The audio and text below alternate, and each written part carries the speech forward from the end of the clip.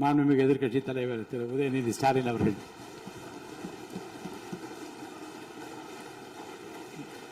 மாண்புமிகு பேரவைத் தலைவர் அவர்களே, பெருமை வாய்ந்த இந்த அவையில ஆளுநர் உரையின் மீது நன்றி தெரிவிக்கின்ற தீர்மானத்தில் பேசுகின்ற வாய்ப்பை தந்த பேரவைத் தலைவருக்கு முதலினுடைய நன்றியை தெரிவிச்சுக்கிறேன்.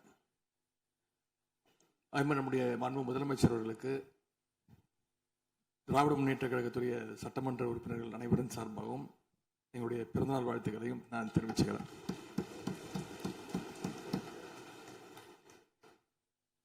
இந்த புதிய ஆட்சி அமைஞ்சு சரியா 40 நாட்கள் கடந்திருக்கு. ஆளுநர் உரையின் போது நானும் எங்களுடைய சட்டமன்ற உறுப்பினர்களும் இந்த 40 நாட்கள்ல இந்த அரசு என்னென்ன பணிகள் செஞ்சிருக்கு, ஏதாவது திட்டங்கள் கொண்டு வந்திருக்காங்களா, ஏதாவது சாதனைகள் செஞ்சிருக்காங்களான்னு ஆவலோடு காத்துக்கிட்டு இருந்தோம். ஆனால் எங்களுக்கு வெறும் ஏமாற்றம் மட்டுமே எஞ்சியது. அப்படி எதுவுமே ஆளுநர் உரையில எங்களுடைய கண்களுக்கு படவில்லை, எங்களுடைய காதுகளுக்கு கேட்கவில்லை. அதே ஒரு நம்பிக்கை வாக்கெடுப்பின் போது நான் பேசும்பொழுது குறிப்பிட்டு பேசினேன். ஆளுநர் வருவார், ஆளுநர் உரையின் மீது வந்து பேசும்போது தமிழ்தாய் வாழ்த்துக்கு முதலிடம் கொடுங்க அப்படின்னு சொன்னேன். பேரவையின் அனுமதியுடன் அலுவல் நேரம் நீட்டிக்கப்படுகிறது. அதே போல தமிழ்தாய் வாழ்த்து முதல்ல பாடப்பட்டுச்சு. உடனடியாக தேசிய கீதமும் பாடப்பட்டுச்சு. தமிழ்தாய் வாழ்த்து ஒரு முறையும் தேசிய கீதம் 2 முறையும் பாடப்பட்டுச்சு. மரபு மீறல் நடந்திருக்கு. இதுவரை கடைபிடிக்கப்பட்டு வந்த மரபை மீறி 2 முறை தேசிய கீதம் பாடப்பட்டிருக்கு. இதே கோரிக்கையை இதற்கு முன்பு இருந்த ஆளுநர் எங்களுடைய ஆட்சி காலத்திலையும் வச்சிருந்தார். ஆனா எங்களுடைய தலைவர் அப்பொழுது மிக உறுதியாக இருந்து இந்த அவையுடைய இறையாண்மையை நாங்க பாதுகாத்திருக்கிறோம். பதவியேற்பு தான் ஆளுநர் மாளிகையில் நடந்துச்சு. அங்க அவர் கேட்டுக்கொண்டபடி தேசிய கீதம் வந்தே மாதரம் எல்லாம் பாடினாங்க. ஆனா இப்போ ஆளுநர் உரை மக்களால் தேர்ந்தெடுக்கப்பட்ட பிரதிநிதிகள், சட்டமன்ற உறுப்பினர்கள் நாம பணி செய்கின்ற இந்த சட்டமன்றத்தில் தான் வாசிக்கப்பட்டிருக்கு. இது நம்மளோட டெரிட்டரி. இந்த நம்மளுடைய டெரிட்டரிய ஏன் ஆளுநர்கிட்ட கொடுக்கிற அளவுக்கு இங்க என்ன காம்ப்ரமைஸ் நடந்துச்சு அப்படின்னு மக்கள் கேட்க ஆரம்பிச்சிருக்காங்க. மாண்பு உறுப்பினர், ஆளுநர் உரையாற்ற வந்தபோது தமிழ்தாய் முதல்ல பாடப்பட வேண்டும் என்கின்ற இந்த அரசின் உறுதியான கொள்கையில் நாங்கள் நின்றோமா, இந்த அவை நின்றதா என்பதை நீங்கள் முதல்ல பார்க்க வேண்டும். நாட்டுப்பண் 2 முறை பாடியதில் என்ன தவறு என்று எனக்கு தெரியவில்லை.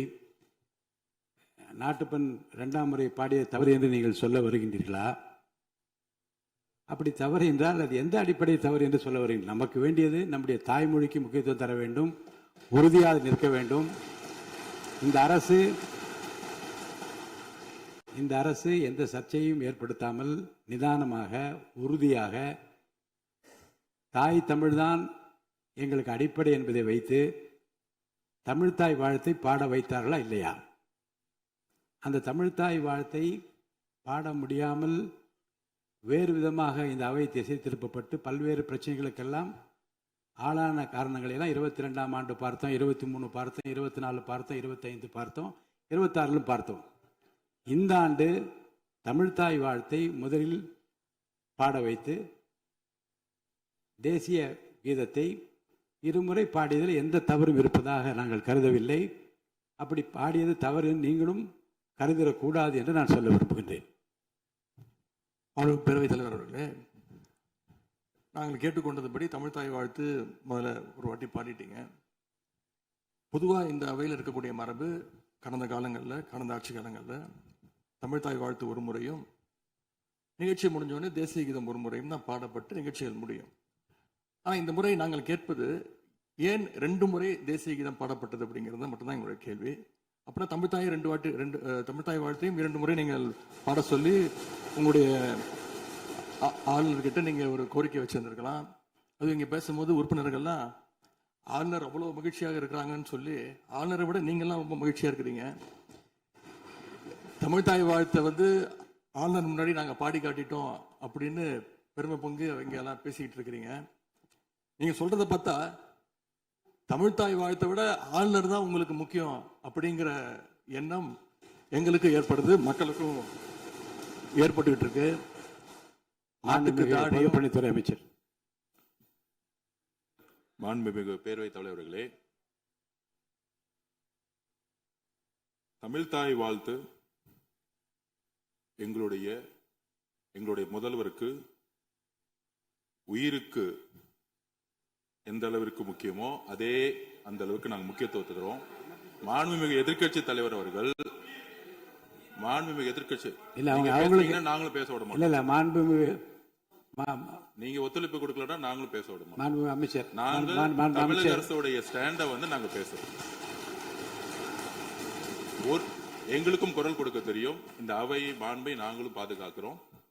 மாண்புமிகு எதிர்க்கட்சி சொல்லக்கூடிய நோக்கம் தமிழக மக்களுக்கு தவறுதலா சொல்லக்கூடாதுங்கிற பதிவை நாங்கள் செய்கிறோம். எங்களுடைய முதலமைச்சருடைய எண்ணம் என்ன, தமிழக மக்களுடைய எண்ணமோ அதுதான் எங்களுடைய முதலமைச்சருடைய எண்ணம். கடந்த 3-4 வருடங்களாக தமிழ்த்தாய் வாழ்த்து இங்க பாடப்படல. ஆளுநரை எதிர்த்தீர்கள், வெளிநடப்பு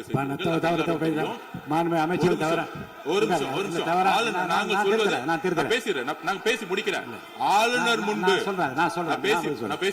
ஆளுநர் முன்பு மாண்புமிகு அமைச்சர் ஒண்ணு தமிழ்த்தாய் வாழ்த்து பாடப்பட்டது. இல்ல நான் சொன்னது, நான் கருத்து என்னன்னா ஆளுநர் முன்பு பாடப்பட்டது கிடையாது. அதுதான் நான் சொல்ல வரேன்.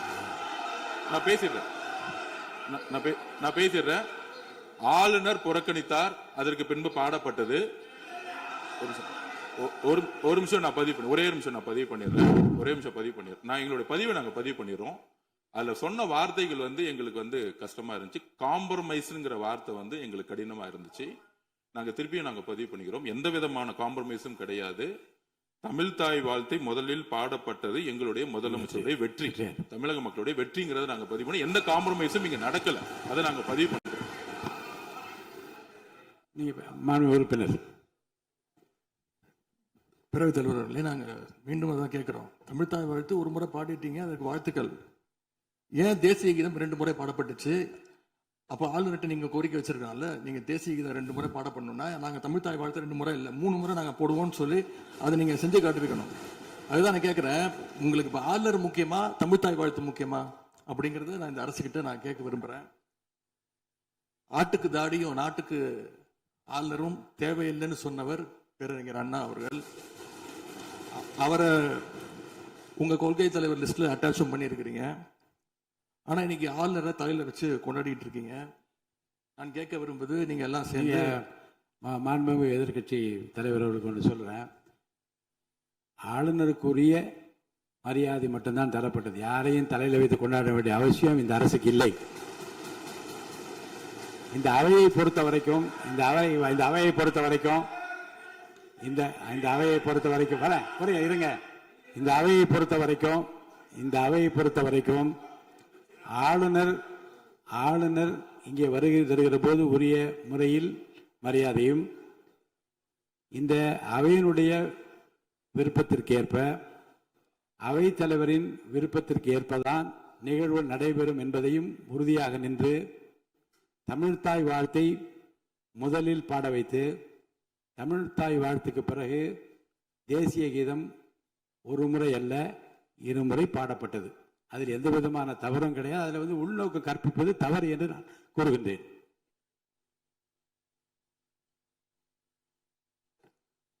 பேரவைத் தலைவர் அவர்களே, கலா யதார்த்தத்துக்கும் ஆளுநர் உரைக்கும் மிகப்பெரிய வித்தியாசம் இருக்கின்றது. மிகப்பெரிய வேறுபாடு எங்களுக்கு தெரிகின்றது. ஆளுநர் உரை என்பது அரசனுடைய கொள்கைகளை, திட்டங்களை, விஷன் அண்ட் மிஷன் ஸ்டேட்மெண்ட் அப்படின்னு சொல்லுவாங்க. அதன்படி அமைந்திருக்க வேண்டும். ஆனா இந்த அரசனுடைய ஆளுநர் உரையில இருக்கக்கூடிய அனைத்து கண்டென்ட்டுமே ஆளுங்கட்சியினர் சோஷியல் மீடியாவில் ரீல்ஸ் போடுறதுக்கு உதவுமே தவிர ரியல் பிரச்சனைகளுக்கு கை கொடுப்பதாக உதவுவதாக எந்த சொல்யூஷனும் தருவதாக எங்களுக்கு தெரியவில்லை. வழக்கமாக எதிர்க்கட்சி தலைவர்கள், எதிர்க்கட்சிகள் ஆளுங்கட்சிகளுடைய நிறை குறைகளை பேசுறது வழக்கம். அதுதான் எதிர்க்கட்சியுடைய பொறுப்பு, அதுதான் கடமை.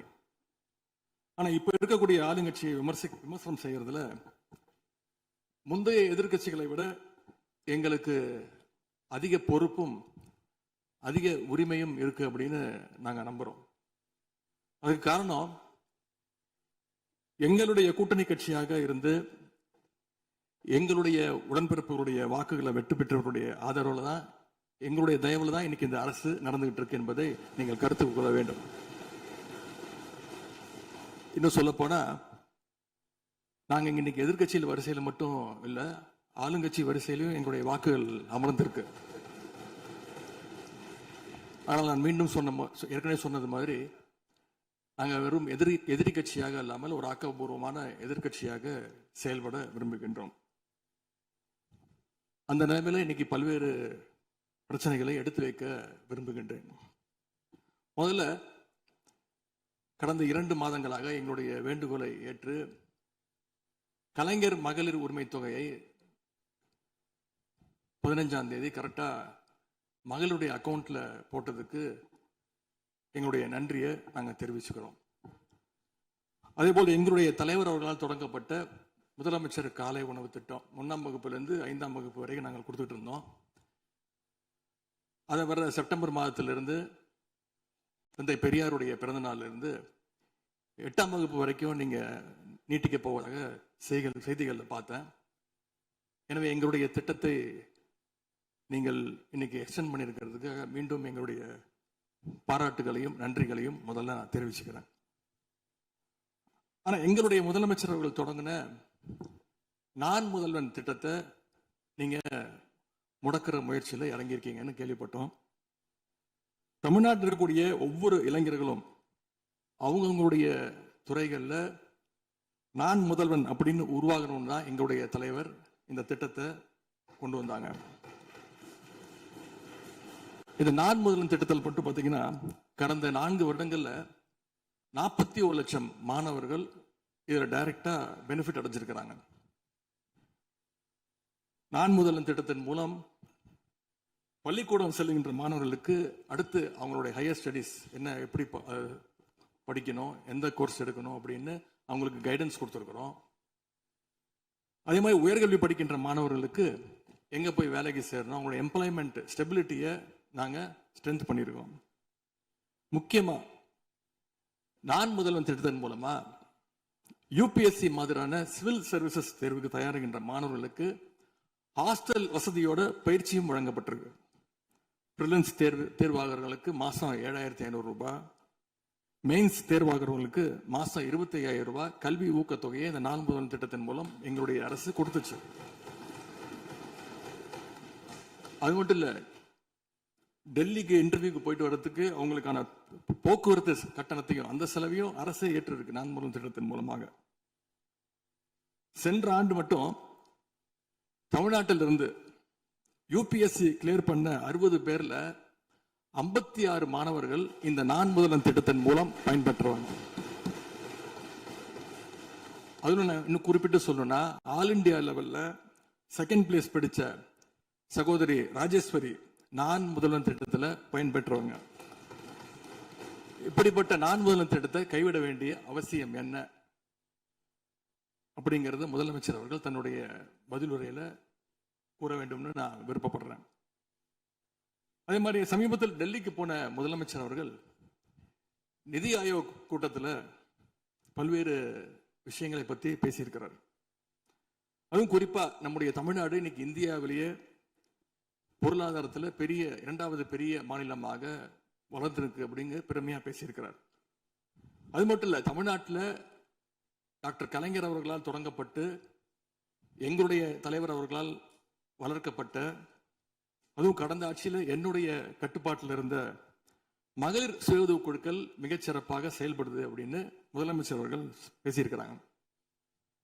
இந்தியாவிலேயே ஃபேக்டரி ஒர்க்கர்ஸ் இருக்கிற பெண்கள்ல 42%, 42% தமிழ்நாட்டை சேர்ந்தவங்க. அதனால தமிழ்நாட்டில் இருக்கக்கூடிய பெண்கள் முன்னேற்றம், சுகாதாரம் எல்லாமே சிறப்பா இருக்குன்னு நம்முடைய முதலமைச்சர்கள் டெல்லியில சொல்லியிருக்கிறாங்க. திரைப்படங்கள்ல தான் பாத்தீங்கன்னா ஒரே பாட்டுல ஏழையா இருக்கிறவன் ஒரே பாட்டுல 5 நிமிஷத்துல 4.5 நிமிஷத்துல பெரிய பணக்காரன் ஆயிடுவான். ஆனா அது மாதிரி நிஜத்துல ஒரு மாச ஆட்சியில தமிழ்நாடு மாதிரியான மிகப்பெரிய மாநிலத்தை அந்த அளவுக்குலாம் வளர்த்த முடியாது. இந்த சாதனைகள் எல்லாம் யார் ஆட்சி காலத்தில் நடந்துச்சுன்னு மக்களுக்கும் தெரியும், மக்களும் பார்த்துக்கிட்டு இருக்காங்க, முதலமைச்சருக்கும் தெரியும்.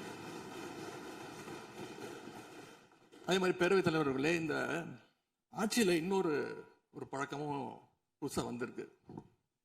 அதாவது எங்களுடைய திராவிட மாடல் ஆட்சியில நாங்க எடுத்த நடவடிக்கையால ஏதாவது நல்லது நடந்தா உடனே அதுக்கு ஸ்டிக்கர் ஒட்டிடுறாங்க. அது மட்டும் இல்ல, ஃபர்ஸ்ட் டைம் எவர் இன் தி ஹிஸ்டரி அப்படின்னு சொல்லிடுறாங்க. அப்படி சொன்ன சில ஃபேக் நியூஸ், தவறான தகவல்களை நான் குறிப்பிட விரும்புறேன். பஸ்ல மூத்த குடிமக்கள் கட்டணமில்லா பயணம் மேற்கொள்ள, மூத்த குடிமக்கள், பள்ளி மாணவர்கள் அவங்க எல்லாம் கட்டணம் இல்லாம பயணம் மேற்கொள்ள இந்த ஆட்சியில தான் முதல்ல அந்த திட்டம் கொண்டு வரப்பட்டது அப்படின்னு ஃபேக் நியூஸ் பரப்பிட்டாங்க. இதெல்லாம் ஏற்கனவே இருக்கக்கூடிய திட்டங்கள், எங்களுடைய ஆட்சியில கொண்டு வரப்பட்ட திட்டங்கள். அது மட்டும் இல்ல, அரசு பள்ளியில வழங்கப்படுகின்ற ஸ்கூல் பேக்ல முதலமைச்சரோட புகைப்படம் இல்லாம இப்பதான் முதல்ல வழங்குறோம் அப்படின்னு, ஃபர்ஸ்ட் டைம் இந்த ஹிஸ்டரி அப்படின்னு டேக் போட்டு ஃபேக் நியூஸை தொடர்ந்து பரப்பிட்டு இருக்கிறாங்க. இதெல்லாம் எங்களுடைய திராவிட முன்னேற்ற கழகம், எங்களுடைய திராவிட மாடல் அரசுல எங்களுடைய முதலமைச்சர் கொண்டு வந்த திட்டங்கள். இப்படி இவங்க ஸ்டிக்கர் ஒட்டின லிஸ்ட் மிகப்பெரிய லிஸ்ட். இன்னொரு முக்கியமான விஷயம் பத்தி இந்த நேரத்தில் பதிவு செய்ய விரும்புறேன். அறநிலையத்துறையின் அசையும் மற்றும் அசையா சொத்துக்களின் வருவாய் அதன் புனிதமான நோக்கத்திற்கு மட்டுமே பயன்படுத்தப்படும் அப்படின்னு ஆளுநர் உரையில இடம்பெற்றிருக்கு. இந்த கருத்தை பார்க்கும் பொழுது அறநிலையத்துறையே இருக்கக்கூடாது அப்படின்னு சொல்ற பாஜகவுடைய குரலாகத்தான் தாவேக அரசும் சொல்லுதா அப்படிங்கிற சந்தேகம் எங்களுக்கு வருது. பாஜகவும் வலதுசாரிகளும் சொல்றது இதுதான், அறநிலையத்துறை பள்ளி கல்லூரிகளை நடத்தக்கூடாது, அறநிலையத்துறை பள்ளி கல்லூரிகள் நடத்தக்கூடாது அப்படின்னு சொல்லிட்டு இருக்கிறாங்க. இதுக்காக வழக்கும் தொடர்ந்து இருக்கிறாங்க. இந்த நிலைப்பாடு திருமண மண்டபங்கள், வணிக வளங்களோடு நிற்குமா, இல்ல கல்வி நிறுவனங்களுக்கும் இந்த கண்டிஷன்ஸ் அப்ளை செய்யப்படுமா? மாண்புமிகு அறநிலையத்துறை அமைச்சர்கள். மாண்புமிகு பேரவைத் தலைவர் அவர்களே, மாண்புமிகு தமிழ்நாடு முதல்வர் அவர்களே, அறநிலைத்துறையை பொறுத்த வரைக்கும் கோவில்களின் வருமானம் கோவில்களில் வரக்கூடிய பக்தர்களுக்காக செலவிடப்படும் என்பதை நம்முடைய ஆளுநர் உரையில் இடம்பெற்றதுதான் அதோடைய சாராம்சம். இன்னொன்று, சமீபத்தில் வெளியிடப்பட்ட திருமண மண்டபங்கள் மற்றும் வணிக வளாகங்கள், அந்த பணிகள் துவங்கப்படாத பணிகள் நிறுத்தப்பட்டது என்பது, இந்த பணிகளை பொறுத்த வரைக்கும் நாம் ஆராய்ந்த வரைக்கும் அந்த கோவில்களில் பொதுமக்களுக்கு தேவையான அடிப்படை வசதிகள், பொதுமக்களுக்கு தேவையான தங்குமிட வசதிகள், பொதுமக்கள் பக்தர்கள் வரப்போது அவர்களுக்கு தேவையான அடிப்படையிலான கழிப்பறை வசதிகள் போன்ற இந்த வசதிகளை மேம்படுத்துவதை காட்டிலும் இவர்கள் கமர்ஷியலாக கோவில்களுக்கு திருமண மண்டபங்கள் கட்டுவதிலும் வணிக வளாகங்கள் கட்டுவதிலும் அதன் மூலமாக வருவாய் ஈட்டுவதை மட்டுமே குறிக்கோளாக வைத்துக் கொண்டு இந்த திட்டங்களை துவங்கியதன் காரணமாக மேலும் அதன் மீது பல்வேறு நீதிமன்ற வழக்குகள், ஸ்டே ஆர்டர்ஸ் இருப்பதனால நாம் அதையெல்லாம் ரத்து செய்து அறிவிச்சிருந்தோம். இதற்கு ஒரே ஒரு உதாரணமாக, எந்த அளவிற்கு கோவில்களை கமர்ஷியலாக மாற்றுவதற்கு கடந்த ஆட்சி காலத்தில் முயற்சி செய்து கொண்டிருந்தார் என்பதற்காக ஒரே ஒரு சிறிய உதாரணத்தை மட்டும் சொல்லிடுறேன். அருள்மிகு குன்னூரில் இருக்கக்கூடிய அருள்மிகு விநாயகர் திருக்கோயில், ஏறத்தாழ அந்த கோயில்கள்ல இருந்து கோயில் நிதியை பயன்படுத்தி 10 கோடி ரூபாய் மதிப்பில ஒரு மல்டி லெவல் கார் பார்க்கிங் வசதியை அந்த கோயிலுக்கு ஏற்படுத்துவதற்கான திட்டத்தை இந்த அரசு அனுமதித்திருக்கிறது. இதற்கு முன்னால் இருந்தக்கூடிய அமைச்சர் அவர்கள் அதை அறிவித்திருக்கிறாங்க. அந்த கோயில்ல ஒட்டுமொத்தமாக மாதத்திற்கு வரக்கூடிய பக்தர்களின் எண்ணிக்கையே 500 தான் ஆவரேஜா. அதே போல அந்த கோவில்களுக்கு அடிப்படையில கழிப்பறை வசதி கூட கிடையாது. இது மட்டும் இல்ல, குன்னூர் மற்றும் உதகையை சுற்றி இருக்கக்கூடிய அனைத்து பகுதிகளிலும் இருக்கக்கூடிய 50 கோவில்கள்ல பேசிக்கா இருக்கக்கூடிய டாய்லெட் ஃபெசிலிட்டிஸ் கூட அங்க இருக்கக்கூடிய கோயில்களுக்கு கிடையாது. அப்படிப்பட்ட இடங்கள்ல கோயில் நிதியை பயன்படுத்தி எதற்காக மல்டி லெவல் கார் பார்க்கிங் தேவைப்படுது? அப்ப இது கமர்ஷியல் திட்டங்கள் இல்லையா? கோவில் நிதியை இப்படி கமர்ஷியலாக பயன்படுத்துவதற்கு எதிராக தான் நாம இந்த திட்டங்களை எல்லாமே தடுத்து, இந்த திட்டங்கள் தேவையில்லை, அதற்கு பதிலாக நம்முடைய அரசாணையிலே வெளியிட்டிருக்கிறோம். மிக தெளிவாக கடைசி வரியை படித்து பார்த்தால் எல்லாருக்கும் தெரியும். இந்த கோவில் நிதியை பயன்படுத்தி கோவிலும் பக்தர்களும் பயன்படக்கூடிய வகையில மாற்று திட்டங்களை உருவாக்கும்ன்ற வரியை நம்ம மென்ஷன் பண்ணியிருந்தோம். எந்த இடத்திலையுமே மக்கள் பயன்படக்கூடிய கல்வி நிலையங்களையோ இல்ல இது போன்ற மருத்துவ வசதிகளையோ நாம செய்து தர மாட்டோம்னு சொல்லல. இன்னும் சொல்ல போனா கடந்த 5 ஆண்டுகள்ல ஒன்றிய அரசின் நிதி உதவியோடு பழனியில பாத்தீங்கன்னா ஒரு சித்த மருத்துவமனை கட்டுவதற்கான நிதி உதவியை ஒன்றிய அரசு தருவதற்கு தயாராக இருந்தது. ஆனா கடந்த ஆட்சியில அந்த திட்டத்தை அப்படியே கிடப்புல போட்டுட்டு கேட்டா ரெக்கரிங் செலவை எங்களால ஏத்துக்க முடியாது அப்படின்னு சொல்லி கிடப்புல போட்டு வச்சிருந்த இந்த திட்டத்தை நாம இன்றைக்கு கையில் எடுத்து அதை துவங்குவதற்கான ஆய்வில் இறங்கியிருக்கிறோம். அப்ப எந்த இடத்திலையுமே மக்கள் பயன்பெறக்கூடிய திட்டங்களை நாம தடுக்கவும் இல்லை, நாம யாருக்கும் பி டீமாக இருந்து வேலை செய்ய வேண்டிய அவசியமும் இல்லை. கோயில்களின் நிதியை ஒரு காலமும் கமர்ஷியலாக பயன்படுத்த வேண்டிய அவசியமும் மாண்புமிகு தமிழ்நாடு முதலமைச்சர் தலைமையிலான தமிழக வெற்றி கழகத்தின் ஆட்சிக்கு தேவையும் இல்லை. மாண்புமிகு உறுப்பினர் சேகர் பாபு. மாண்புமிகு பேரவைத் தலைவர் அவர்களே, இந்து சமய அறநிலைத்துறை கொடைகள் என்ற ஒரு சட்டம் இருக்கின்றது. அந்த சட்டத்தில் விதி 69 என்ற குறிப்பிடப்பட்டிருக்கின்ற அந்த பணிகள் சட்ட விதிகளுக்கு உட்பட்டு சட்டத்தின் 36 பிரிவிலிருந்து தான் இந்த பணிகள் மேற்கொள்ளப்பட்டன. குறிப்பாக ஏதோ அமைச்சரே முடிவு செய்து திருமண மண்டபங்களையும் வணிக வளாகங்களையும் ஏற்படுத்துவதற்கு உத்தரவிட்டதாக மாண்புமிகு அமைச்சர் அவர்கள் அவைக்கு உண்மைக்கு புறம்பான தகவலை தந்து கொண்டிருக்கின்றார்.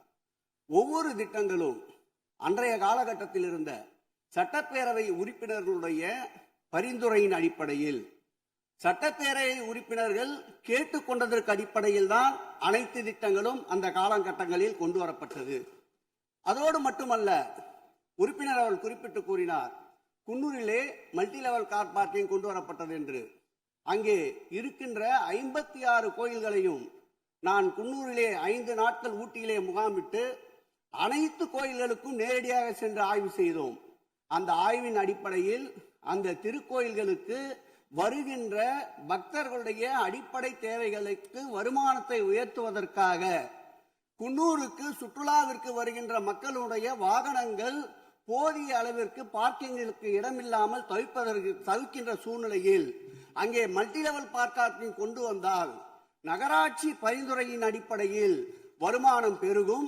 அந்த வருமானம் திருக்கோயில்களுடைய மேம்படுத்துகின்ற பணிகளுக்கு உதவும் என்பதற்காகத்தான் அந்த பணிகளை மேற்கொண்டோம் என்பதை மாண்புமிகு அமைச்சர் அவர்களுக்கு இப்போது யார் அறிவுறுத்தி, ஒரு நிமிஷம், யார் அறிவுறுத்தி இந்த அரசாணையை வெளியிட்டிருக்கின்றாரோ அவர்தான் அப்பொழுது ஆணையாளராக இருந்தபோது இதே அறிவுறுத்தின் பேரில் அரசாணையை வெளியிட்டிருக்கிறார் என்பதை பேரவைத் தலைவருக்கு, பேரவைத் தலைவர் வாயிலாக அமைச்சருக்கு தெரிவித்துக் கொள்கிறேன். மேலும் அவர் கூறுவதற்கு எனக்கு பாயிண்ட் ஆஃப் ஆர்டரில் பதில் கூறுவதற்கு அனுமதிக்க வேண்டும்.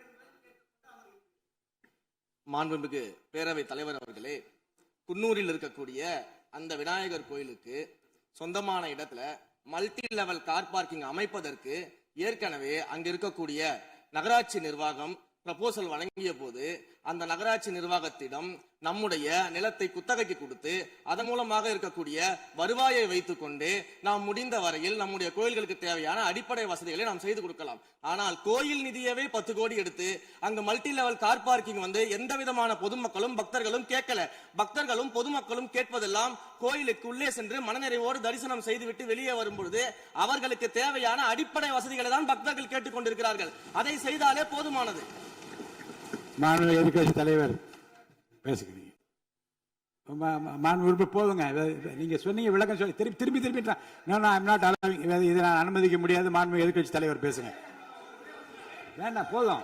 நீங்க பதில் சொல்லிட்டீங்க பாருங்க. மல்டி லெவல் கார் பார்க்கிங் தேவைன்னு அவர் இல்லைன்னு சொன்னாரு, ஏன் போட்டு நீங்க சொல்லிட்டீங்க. அதோட விவாதம் முடிந்தது. மாண்புமிகு எதிர்க்கட்சி தலைவர் பேசுங்க. நீங்க திரும்ப எதுக்கு பாயிண்ட் பாடுற? இனிமே எதிர்க்கட்சி தலைவர் பேசி முடிக்கிற வரைக்கும் குறுக்கீடுகள் அவசியம் இருந்தால் அனுமதிப்பேன், இல்லை அனுமதிக்க முடியாது. எதிர்க்கட்சி தலைவர் பேசலாம். ஒரு குற்றச்சாட்டு இல்ல, அவர் விளக்கம் தான் சொன்னார். என்ன குற்றச்சாட்டு சொன்னாரு? அவர் விளக்கம் சொல்லிட்டாரு. மாண்பு எதிர்க்கட்சி தலைவர் நீங்க பேசலாம். இனி மாண்பு எதிர்க்கட்சி தலைவர் பேசி முடிக்கிற வரைக்கும் எந்த குறுக்கீடுகளுக்கும் நான் அனுமதிக்க முடியாது. அவசியம் ஏற்பட்டால் விதிகள் உட்பட்டு அனுமதிக்க வேண்டிய உரிமை எனக்கு இருக்கிறது. இப்போது மாண்பு எதிர்க்கட்சி தலைவர் பேசலாம். சொல்லிட்டீங்க, நீங்க பதில் பாருங்க. அவர் சொன்ன உடனே நீங்க பதில் சொல்லிவிட்டீர்கள். குற்றச்சாட்டு அல்ல, விளக்கம் சொன்னார் அவரு. 10 கோடி ரூபாய்க்கு இந்த இடத்துல 10 கோடி ரூபாய்க்கு கோயில் படத்தை எடுத்து ஏன் பயன்படுத்தினீங்க, அது வேற எதுக்கு பக்தர்களுக்கு பயன்படுத்தி விளக்கம் சொன்னார். அவ்வளவுதான். குற்றச்சாட்டு எப்படி வராது? உங்க மேல குற்றச்சாட்டு வைக்கலையே, தவறா பயன்படுத்தினீங்க, அதுல தவறு நடந்து அவர் சொல்லலையே. அதை குற்றச்சாட்டாக எடுத்துக்கொள்ள முடியாது, விளக்கமாகத்தான் எடுத்துக்கொள்ள முடியும். மாண்புமிகு எதிர்க்கட்சி தலைவர் அவர்கள் பேசலாம்.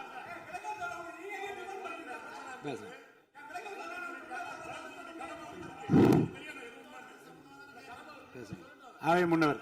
மாண்பு பேரவைத் தலைவர்களே, அவை முன்னவர்கள் அதற்கான விளக்கத்தை சொல்லியிருக்கிறார்கள். இந்து அறநிலையத்துறை அமைச்சர் அவர்கள் விளக்கத்தை சொன்னார்கள். நீங்கள் அதற்கும் விளக்கத்தை கேட்டு பதிலளித்திருக்கிறீர்கள். மீண்டும் மீண்டும் அவர் சொல்வதற்கெல்லாம் பதிலளிப்பதற்கு அவை நேரமில்லை. மாண்பு எதிர்க்கட்சி தலைவர் அவர்கள். மாண்பு பேரவைத் தலைவர்களே, முன்னாள் அமைச்சர் அறநிலையத்துறை அமைச்சர் அதற்கான சரியான விளக்கத்தை கொடுத்திருக்கிறார். இப்போ இருக்கக்கூடிய மாண்பு அமைச்சர் அவர்களும் சில விளக்கங்களை கொடுத்திருக்கிறார். கார் பார்க்கிங் ஃபெசிலிட்டி என்பதும் ஒரு அத்தியாவசிய தேவைதான். அது ஒன்றும் தேவையில்லாத எல்லாருமே இப்போ கார் வச்சிருக்கிறாங்க. கோயிலுக்கு வரவங்க கார்லேயும் தான் வருவாங்க. எனவே அதுவும் ஒரு தேவைப்படுகின்ற ஒரு வசதி தான். நான் கேட்டுக்கொள்வதெல்லாம், எங்களுடைய ஆட்சியில் அறநிலையத்துறை சார்பாக 4 கல்லூரிகளை திறந்திருக்கிறோம். ஆண்டுக்கு 1500 மாணவர்கள் படிச்சுட்டு இருக்கிறாங்க. அதெல்லாம் நீங்கள் தொடர போறீங்களா, இல்லை அந்த திட்டத்தை கைவிட போறீங்களா அப்படிங்கிறதா உங்களுடைய நிலைப்பாடு என்ன என்பதுதான். மாண்புமிகு உறுப்பினர் சொல்லிட்டார். அதாவது ஏற்கனவே கல்லூரிகள் மற்ற அமைப்பில் எந்த விதமான தடையெல்லாம் அதையும் நாங்கள் தொடருவோம் என்ற வார்த்தை அவர் பேசும்போது குறிப்பிட்டிருக்கிறார். நன்றி. மாண்பு பேரவைத் தலைவர் அவர்களே, தமிழ்நாட்டில் இருக்கக்கூடிய 12 மாநகராட்சிகளிலும் தூய்மை பணி செய்வதை தனியார் மயம் செய்ய போகிறதாக தொலைக்காட்சிகளையும் பத்திரிகைகளையும் தொடர்ந்து செய்திகள் வந்து கொண்டிருக்கிறது. கடந்த காலத்துல போராடிய தூய்மை பணியாளர்கள் எல்லாம் நேரில் சந்திச்சிருக்கார் இன்றைய முதலமைச்சர் அவர்கள். ஆட்சிக்கு வந்ததும் தூய்மை பணியாளர்கள்லாம் பணி நிரந்தரம் செய்வோம் அப்படின்னு அப்போ வாக்குறுதியும் கொடுத்திருக்கிறாரு. ஆனா இன்னைக்கு சொன்னதுக்கு நேர் எதிராக தனியார் மயம் அப்படின்னு செய்திகள் வந்து கொண்டிருக்கிறது. இதற்கும் முதலமைச்சர் அவர்கள் அவருடைய பதில் உரையில விளக்கத்தை தர வேண்டும் என்று கேட்டுக்கொள்கின்றேன். மாண்பு பேரவைத் தலைவர் அவர்களே, சும்மா சொல்லக்கூடாது. நம்முடைய முதலமைச்சர் அவர்கள் ஆட்சிக்கு வந்த ஒரே மாசத்துல தமிழ்நாட்டிலேயே தன்னுடைய பெரம்பூர் தொகுதியை நம்பர் 1 தொகுதியாக மாத்தி காட்டிட்டார். எதுல நம்பர் 1 பாத்தீங்கன்னா, இன்னைக்கு தமிழ்நாட்டிலேயே மின்வெட்டுல நம்பர் 1 தொகுதி பெரம்பூர் தொகுதி தான். அதுவும் ஆளுங்கட்சிக்காரங்க என்ன தெரியுமா பேசிட்டு இருக்காங்க, அண்ணன் பவருக்கு வந்தா தமிழ்நாடு மாறும்னு பார்த்தோம், ஆனா அண்ணன் கைக்கு பவர் வந்த நாள்ல இருந்து தமிழ்நாட்டுக்கே பவர் போயிடுச்சு அப்படின்னு இன்னைக்கு ஆளுங்கட்சிக்காரர்கள் பேசிட்டு இருக்கிறாங்க. மாண்புமிகு மின்துறை அமைச்சர். மாண்புமிகு பேரவைத் தலைவர் அவர்களே, மாண்புமிகு முதல்வர் அவர்களே, மாண்புமிகு எதிர்க்கட்சி தலைவர் சொல்றப்ப தமிழ்நாட்டுக்கு ஏதோ மின்வெட்டு இருக்குன்னு சொல்லியிருந்தாரு. நாங்கள் ஒவ்வொரு நாளும் தமிழ்நாட்டில் எங்கெங்க எதனால மின்வெட்டு விழுதுன்னு நம்ம பப்ளிஷ் பண்ணிட்டே வரோம், டேஷ்போர்ட் பப்ளிஷ் பண்ணிட்டே வரோம். அதுல எதனால என்ன காரணம்னு சொல்லிட்டே வரோம். இந்த துறை ஏன் இப்படி இருக்குன்னு நாங்க ஏற்கனவே தெளிவாக சொல்லிடுறோம். இந்த துறையோடைய இன்னைக்கு நிதிநிலை அறிக்கையில இந்த துறையில 2.5 லட்சம் கோடி கடன் இருக்கு. அது இல்லாமல் இந்த துறையில எந்தவித இன்ஃப்ராஸ்ட்ரக்சர் டெவலப்மெண்ட்டும் இவங்க கடந்த 5 ஆண்டுகள் 15 ஆண்டுகள் செய்யப்படவில்லை. இது சம்பந்தமாக விரிவான வெள்ளை அறிக்கை விரைவில் வெளியிடப்படும் நம்ம ஏற்கனவே சொல்லியிருக்கோம். அது இல்லாமல் இந்த துறைக்கு கடந்த 5 ஆண்டுகளாக எவ்வளவு பேர் ஆள் எடுத்தார்கள் என்று, எவ்வளவு பேர் வேலைக்கு ஆள் எடுக்கப்பட்டது என்பதையும் நாங்கள் இன்னும் ஒரு சில நாட்கள்ல இதற்கான விளக்கமாக வெள்ளை அறிக்கை நாங்கள் கண்டிப்பாக வெளியிடுவோம். இந்த துறையில் பாத்தீங்கன்னா இப்ப வேக்கண்ட் மட்டும் 70,000 வேக்கண்ட் இருக்கு. இது எல்லாம் சீரமைத்து இந்த ஒரு வாரமாக 10 நாட்களாக மொத்தம் 125 குழுக்கள் அமைக்கப்பட்டிருக்கு. இந்த துறையில வந்து நம்ம வந்து எதனால இந்த மின்வெட்டுகளை சரி செய்ய 125 குழுக்கள் அமைக்கப்பட்டு 500 பேர் வந்து வெளியிலிருந்து கான்ட்ராக்ட்லாம் எடுக்கப்பட்டு எங்கெங்கெல்லாம் மின்வெட்டுகள் இருக்கோ அது சரி செய்யப்பட்டிருக்கு. கடந்த ஒரு வாரமா நீங்க பார்த்திருப்பீங்க, ஒவ்வொரு நாளும் எதனால் மின்சாரம் தட்டுப்படுதுன்னு சொல்லி பப்ளிஷ் பண்ணிட்டே இருக்கோம்.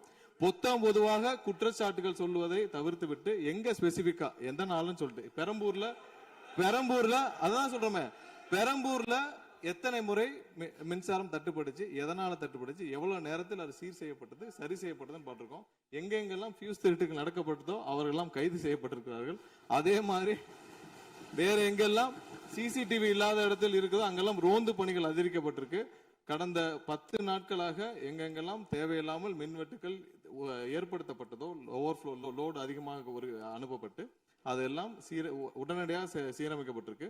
ஒவ்வொரு நாளும் குறைஞ்சது 50-55 இடத்துல வந்து மின்சாரம் தட்டுப்பாடு அங்கங்க மின்வெட்டு ஏற்படுது. ஸோ அதுல 35 இடத்துக்கு கீழேயாவது 1 மணி நேரத்துக்குள்ள சரி செய்யப்பட்டு வருகிறது. அதுக்கான டேஷ்போர்டுக்கு தெளிவாக எதிர்க்கட்சி தலைவர் பார்த்து விட்டு பேசினால் நன்றாக இருக்கும். மாண்புமிகு முன்னாள் அமைச்சர் மாண்பு உறுப்பினர் செந்தில் பாலாஜி அவர்கள். மாண்புமிகு பேரவைத் தலைவர்களே, எங்களுடைய எதிர்க்கட்சி தலைவர்கள் சொன்னார்கள் மின்வெட்டு சம்பந்தமாக. இப்போதைய அமைச்சர் அவர்கள் அது குறித்து கருத்துக்களை சொன்னார்கள். கடந்த 5 ஆண்டுகளில் சீரான மின் விநியோகத்திற்கு 393 துணை மின் நிலையங்கள் அறிவிக்கப்பட்டு அதற்கான பணிகள் பெரும்பான்மையாக முடிக்கப்பட்டு பயன்பாட்டிற்கு கொண்டு வரப்பட்டிருக்கின்றன. ஒவ்வொரு ஆண்டும் தேவைக்கேற்ப கூடுதல் மின் தேவை ஏற்படுகின்ற பொழுது அதற்கான ஏற்பாடுகள் செய்யப்பட்டு புதிய மின் உற்பத்தி திட்டங்கள் வரை அறிவிக்கப்பட்டு அது செயல்பாட்டுக்கு கொண்டு வரப்பட்டிருக்கின்றன. ஏறத்தாழ 90,000 மின்மாற்றிகள் கடந்த 5 ஆண்டுகளில் புதிதாகவும் பழுந்தடைந்ததையும் மாற்றி சீரமைக்கப்பட்டன. ஒரு அமைச்சர்கள் ஒரே நிமிஷம் சொல்லி முடிச்சார். அதாவது ஒவ்வொரு ஆண்டும் கூடுகின்ற பொழுது மின் தேவை கூடுகின்ற பொழுது அதற்கான ஏற்பாடுகளை நிர்வாக ரீதியாக செய்ய வேண்டியது அரசினுடைய கடமை. ஒரு அரசு பொறுப்பேற்ற பிறகு முதல் முறையாக அந்த அரசினுடைய துறையினுடைய உயர் அதிகாரிகளை அழைத்து ஆய்வு கூட்டங்களை நடத்தி என்னென்ன குறைபாடுகள் இருக்கின்றன அதை எப்படி நிவர்த்தி செய்யலாம் என்பது களையெடுக்க வேண்டியது அரசினுடைய கடமை, துறையினுடைய கடமை. எனக்கு தெரிந்தவரை இதுவரை மின்துறையில் அந்த மின் விநியோகத்தில் இருக்கக்கூடிய துறையினுடைய அதிகாரிகள் ஆய்வு கூட்டங்கள் வரை இதுவரை நடைபெறவில்லை. அதைத்தான் அங்கு பணியாற்றக்கூடியவர்கள் சொல்கின்றார்கள். இப்பொழுது இருக்கக்கூடிய பணியாளர்களை வைத்துத்தான் கடந்த 5 ஆண்டுகளும் மிக சிறப்பாக எந்தவித மின் தடையும் இல்லாமல் சீரான மின் விநியோகம் வழங்கப்பட்டன. எனவே கடந்த காலங்களில் இருக்கக்கூடிய குறைகளை தொடர்ச்சியாக ஒரே கருத்துக்களை முன்வைப்பதை விட இந்த அரசு துறையினுடைய அதிகாரிகளை அழைத்து ஆய்வு கூட்டங்களை நடத்தி கடைமுறை வரை மின் விநியோகம் சீராக எடுத்து செல்வதற்கான முன்னெடுப்புகளை எடுக்க வேண்டும். எங்களுடைய எதிர்க்கட்சி தலைவர் துணை முதலமைச்சராக இருந்த பொழுது அவருடைய சேப்பாக்கம் திருவல்லிக்கேணியிலேயே பல்வேறு மின் திட்டங்களை தங்களுடைய திருக்கரங்களால் தொடங்கி வைத்திருக்கின்றார்கள். அது அனைத்து தொகுதியிலும் அனைத்து மின் திட்டங்களும் சிறப்பாக கடந்த 5 ஆண்டுகளில் நிறைவேற்றப்பட்டிருக்கின்றன. அதையும் நீங்கள் எடுத்து பார்த்து இனி என்னத்தை நீங்க உங்களுடைய பத்திரிகை செய்தியிலேயே கொடுத்திருக்கிறீங்க. 100க்கும் மேற்பட்ட துணை மின் நிலையங்கள் 10,000 கோடியில் பணிகள் தற்பொழுது நடைபெற்று வருகின்றன என்று உங்களுடைய பத்திரிகை செய்தியில இருக்கு. அப்ப இதெல்லாம் கடந்த காலங்களில் தொடங்கப்பட்ட திட்டங்கள். நீங்க எதையும் தொடங்கலன்னு பொதுவா சொல்வதை விட்டுவிட்டு என்னென்ன கூடுதலாக நாம் எடுத்துக்கொள்ள வேண்டும் என்பதை கவனத்திலே இந்த அரசு கொள்ள வேண்டும். மாண்புமிகு பேரவைத் தலைவர் அவர்களே, மாண்புமிகு உறுப்பினர் மாண்புமிகு உறுப்பினர் சொன்னப்ப சொன்னாரு அறிவிப்புகள் நிறைய செஞ்சிருக்கோம்னு. கடந்த ஆட்சியில் அறிவிப்புகள் மட்டும்தான் செஞ்சிருக்காங்க, எதையும் செயல்படுத்தவில்லை. அது இல்லாமல் அவர் சொல்லியிருக்கிறார் நாங்கள் அது சம்பந்தமாக வெள்ளை அறிக்கை 2 நாள்ல வெளியிடும், நீங்க அமைதியா இருக்கலாம், 2 நாள்ல அது சம்பந்தம் வெளியிடுவோம். அது இல்லாமல் 90,000 டிரான்ஸ்பார்மர் வாங்கியதாக சொல்லியிருக்கிறார். அதில் 44,000 டிரான்ஸ்பார்மர் வாங்கியதற்கான சிபிஐ வழக்கு பதிவு செய்துள்ளது. அதுல அவங்க வாங்கின லட்சணம், எந்த லட்சணத்தில் அந்த டிரான்ஸ்பார்மர் வாங்கப்பட்டது அப்படின்னு தெரியும். அது இல்லாமல் அதற்கு முன்னால் இருந்த மின்சாரத்துறை அமைச்சர் அங்கே அமைதியா உட்கார்ந்து இருக்கிறார். முன்னால் இருந்த மின்சாரத்துறை அமைச்சர் அமைதியா உட்கார்ந்து இருக்கிறார். இது தேவையற்ற விவாதத்தை எழுப்ப வேண்டாம். 2 நாட்கள்ல வெள்ளை அறிக்கை வெளியிடப்படும். அதற்கப்புறம் மின்சாரத்துறை மானிய கோரிக்கை சம்பந்தமாக அடுத்து மின்சாரத்துறை மானிய கோரிக்கை வரும்பொழுது தெளிவாக பேசிக் கொள்ளலாம். ஏற்கனவே நீங்கள் செஞ்ச எல்லாமே எவ்வளவு தூரம் டிரான்ஸ்பார்மர் வாங்குனீங்க எல்லாமே சிபிஐல 3 வருடம் கடுமையான போராட்டத்திற்கு அப்புறம் சிபிஐல வழக்கு இருக்கு. எல்லாம் விரிவாக மின்சாரத்துறை மானிய கோரிக்கை எப்ப பேசிக்கலாம். 2-3 நாட்களில் வெள்ளை அறிக்கை வெளியிடப்படும், அப்போ பேசிக்கொள்ளலாம். வழக்கு விசாரணையில் உள்ளதை பற்றி மாண்பு அமைச்சர் பேசியது நீக்கப்படுகிறது. லட்சணம் என்ற வார்த்தை நீக்கப்படுகிறது.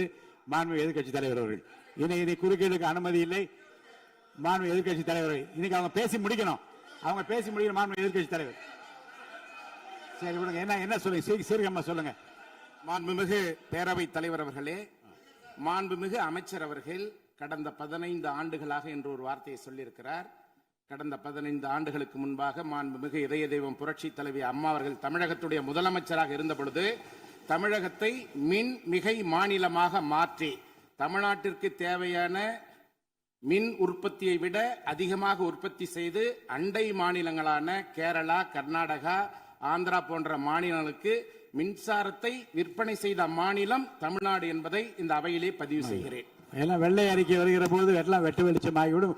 அதுக்கப்புறம் பேசுங்க, நீங்க பேசுங்க. வாங்க எதிர்க்கட்சி தலைவர் அவர்கள்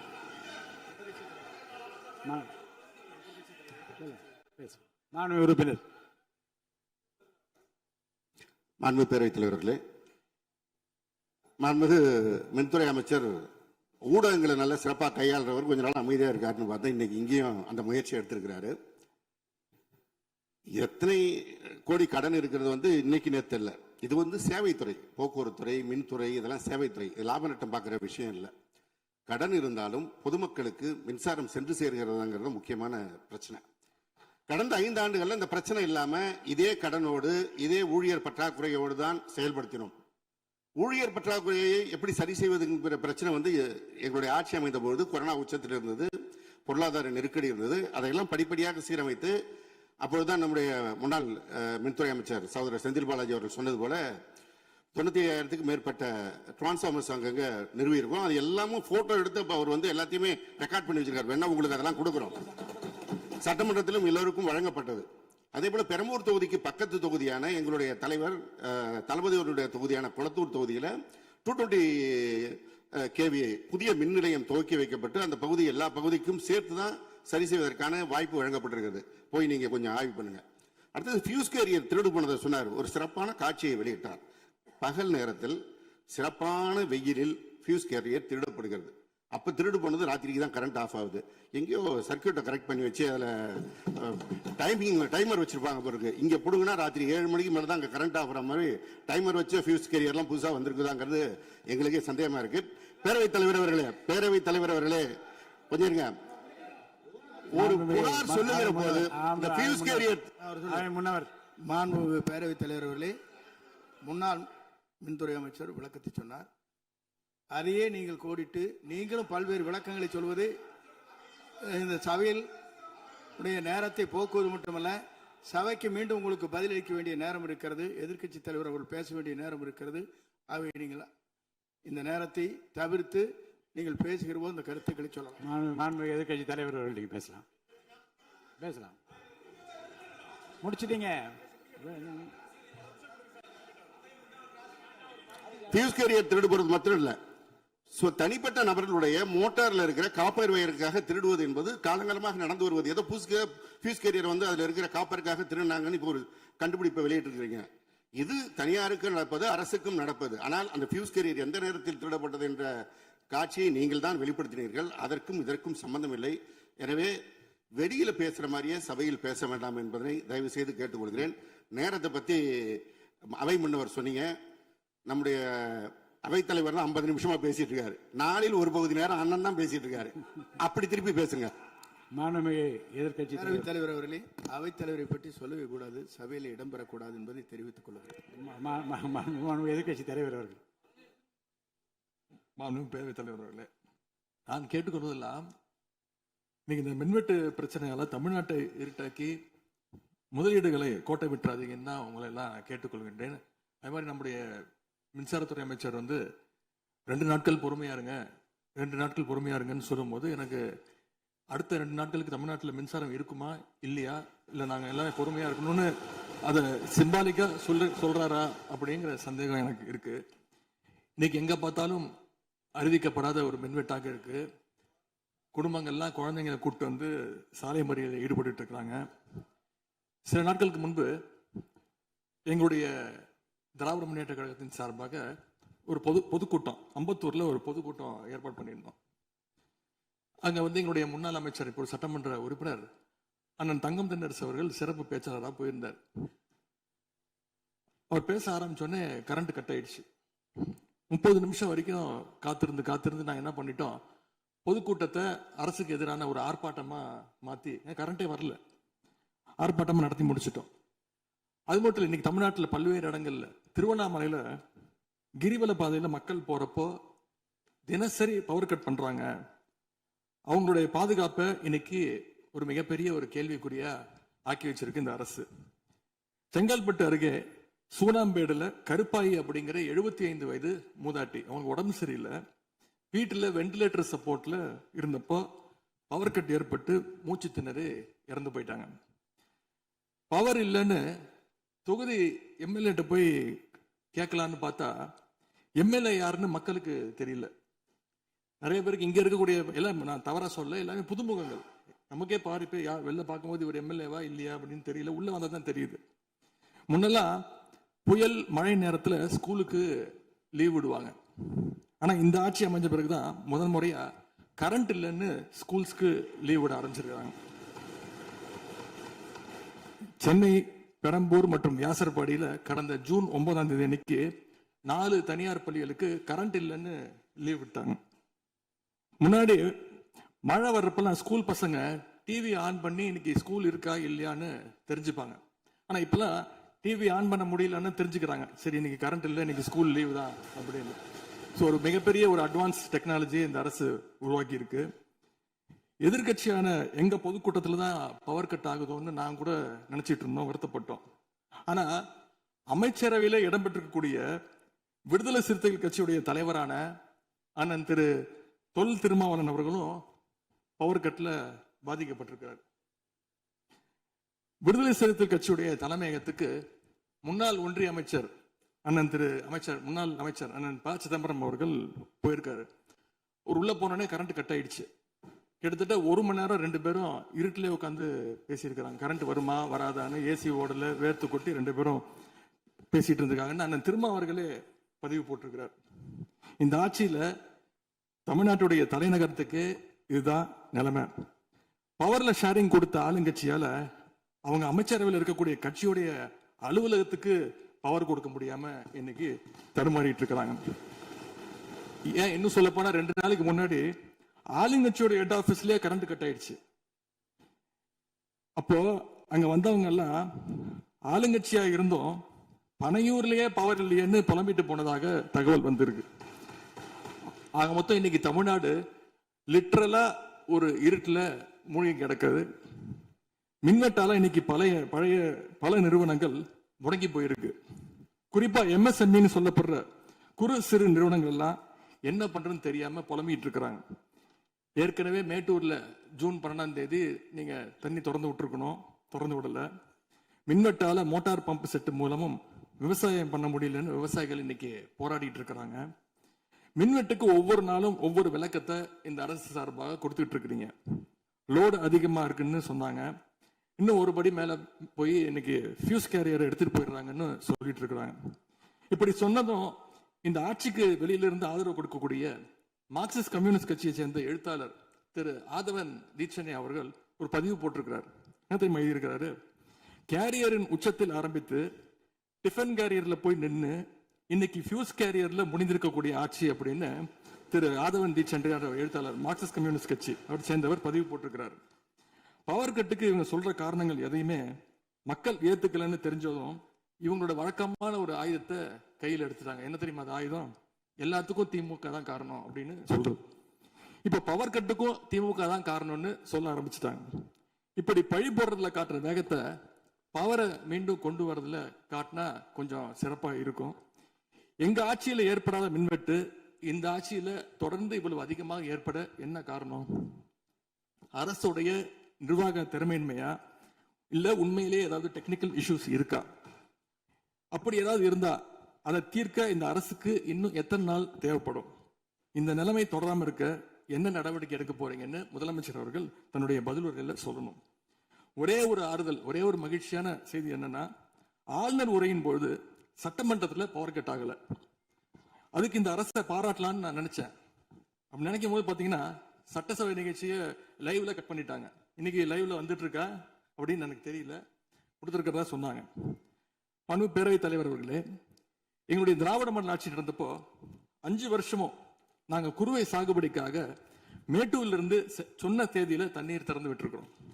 ஆனா புதிய அரசு ஆட்சிக்கு வந்திருக்கக்கூடிய இந்த சமயத்துல மேட்டூர் அணையில நீர் திறக்கிற அளவுக்கு அங்க தண்ணீர் இல்லை. குறிப்பா ஜூன் மாசத்துல 9.91 டிஎம்சி தண்ணீரை தமிழ்நாட்டுக்கு திறந்து விடணும்னு காவிரி நதிநீர் மேலாண்மை ஆணையம் கர்நாடகாவுக்கு உத்தரவு போட்டது. ஆனா இந்த நிமிஷம் வரைக்கும் அந்த உத்தரவை கர்நாடகா நிறைவேற்றல. அதை நிறைவேற்ற முதலமைச்சர் என்ன செய்ய போறாருன்னு பதிலுரையில சொல்லணும். அதேபோல் டெல்டாவில் 6 லட்சம் ஹெக்டேர் அளவுக்கு குறுவை சீசன்ல குறுவை சாகுபடி ஆகும். இந்த முறை மேட்டூர் அணையில தண்ணீர் திறக்காதனால அரசு அறிவிச்சிருக்கக்கூடிய குறுவை சிறப்பு தொகுப்பு ஸ்பெஷல் பேக்கேஜ் 134 கோடி ரூபாய்க்கு அறிவிச்சிருக்கிறீங்க. அது பத்தலன்னு இன்னைக்கு விவசாயிகள் போராடிட்டு இருக்கிறாங்க. சிறப்பு தொகுப்பு கஷ்டத்தை போக்காது, உரிய நிவாரணத்தை விரைவா அறிவிக்கணும்னு விவசாயிகள் எல்லாம் போராடிட்டு இருக்கிறாங்க. அதனால டெல்டா விவசாயிகளின் சார்பாக ஒரு கோரிக்கையை முதலமைச்சர் அவர்களுக்கு வைக்க விரும்புகிறேன். தமிழ்நாடு முழுக்க போராடிட்டு இருக்கக்கூடிய அனைத்து விவசாய சங்க பிரதிநிதிகளையும் அழைச்சு முதலமைச்சர் அவசரமாக ஒரு ஆலோசனை கூட்டத்தை நடத்த வேண்டும். காலதாமதம் இல்லாம விரைவா அந்த கூட்டம் நடத்தப்பட வேண்டும்னு கோரிக்கை வைக்கிறேன். அவங்களுடைய கோரிக்கைகளை நிறைவேற்றி கொடுக்கிறதுக்கான அனைத்து நடவடிக்கைகளையும் அரசு எடுக்க வேண்டும். விவசாயிகளுக்கு இன்னொரு பெரிய பிரச்சனையும் ஏற்பட்டிருக்கு. தேர்தலுக்கு முன்பு நீங்க சொன்ன வாக்குறுதி 5 ஏக்கர் வரைக்கும் நிலம் வச்சிருக்கிற விவசாயிகளுக்கு முழுமையான பயிர்க்கடி தள்ளுபடின்னு நீங்க தான் சொன்னீங்க. ஆனா விவசாயிகளை இன்னைக்கு சிறு குறு விவசாயிகள்னு பிரிச்சு அதுலயே நிறைய ஸ்லாப்ஸ் ஏற்படுத்தி வச்சிருக்கிறீங்க. 1 லட்சம் அளவுக்கு கடன் வாங்கியிருந்தா 5000 ரூபாய் வரைக்கும் தான் தள்ளுபடி கிடைக்கும் அப்படின்ற நிலைமையை இன்னைக்கு உருவாக்கி இருக்கீங்க. அதுக்கப்புறம் அதுலயும் ஒரு சேஞ்ச் கொண்டு வந்தீங்க. 75,000 ரூபாய் வரைக்கும் வாங்கினவங்களுக்கு முழு தள்ளுபடின்னு சொல்லியிருக்கிறீங்க.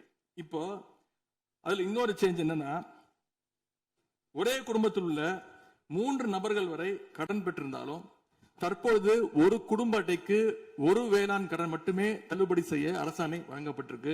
எங்களுடைய ஆட்சியில, கடந்த கால ஆட்சிகள்ல இதெல்லாம் முழு தள்ளுபடி கொடுத்திருக்கிறோம். எனவே அதையும் இந்த விவசாயிகளை இதுக்கு மேல குழப்பாம இந்த அரசு முடிவெடுக்க வேண்டும் என்று நான் கேட்டுக்கொள்கின்றேன். அரசினுடைய இந்த ஏமாற்று அறிவிப்பை கண்டிச்சு போராட்டம் நடத்தின விவசாயிகள் மேல தடியடியும் நடத்தியிருக்கீங்க. தேர்தல் பிரச்சாரத்தின் போது முதலமைச்சர் சொன்னாரு, எனக்கு இன்னொரு ஜென்மம் இருந்தா நான் விவசாயியா பிறக்கணும்னு ஆசைப்படுறேன்னு முதலமைச்சர் சொல்லியிருக்கிறார். ஆனா இன்னொரு பக்கம் விவசாயிகள் மேல தடியடியும் நடத்தியிருக்கீங்க. விவசாயியா பிறக்க இன்னொரு ஜென்மம்லாம் தேவையில்லை, எப்ப நினைச்சாலும் போய் விவசாயி ஆயிடலாம். ஆகவே வெற்று வார்த்தைகளால விவசாயிகளை ஏமாத்தாம இந்த அரசு செயல்படணும்னு நாங்க விரும்பி கேட்டுக்கொள்கின்றோம். மேட்டூர் அணையை திறக்காது, மேகதாது அணை பிரச்சனை, பயிர்க்கடன் தள்ளுபடியில ஏமாற்றம்னு இந்த 1 மாசத்துல மட்டும் விவசாயிகள் பல சோதனைகளை சந்திச்சிருக்கிறாங்க. இன்னும் பேரவைத் தலைவர் அவர்களே, இன்னொரு முக்கியமான விஷயம், இந்த ஆட்சியில அரசு பள்ளிகள்ல நடக்கிற கூத்தெல்லாம் பார்க்கும்போது ரொம்ப அதிர்ச்சியாக இருக்கின்றது. முன் எப்போதும் இல்லாத வகையில அரசு பள்ளிகளுக்குள்ள சட்டமன்ற உறுப்பினர்கள் போறாங்க. தப்பில்ல, போகணும், ஆய்வுகள்லாம் செய்யணும். ஆனா பள்ளி மாணவர்கள் மத்தியில மோசமான கருத்துக்களை கொண்ட பாடல்களை எல்லாம் ஒளிபரப்பி எல்லாரும் டான்ஸ் ஆட சொல்றாங்க.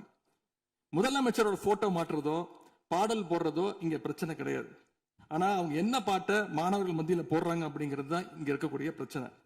மாணவர்களுக்கு தன்னம்பிக்கையும் ஊக்கமும் அளிக்கிற மாதிரியான கருத்தான பாடல்களை போட்டா பரவாயில்ல.